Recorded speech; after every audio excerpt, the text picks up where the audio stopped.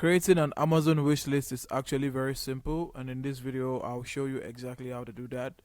If you find this video helpful, please don't forget to like and subscribe. Now the first thing I want you to do is log into your Amazon account. Once that's done, I want you to go to the right side of your Amazon page. You're going to see where it says your name and it says account and list.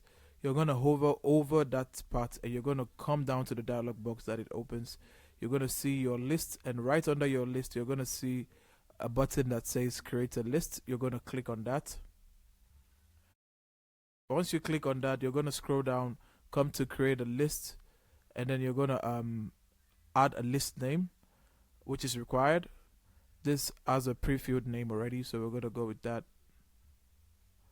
Now that we've been able to create our list, which is our wish list, we can come here to the far right here and click on this button, then click on manage list, and we can decide to make our list public or private.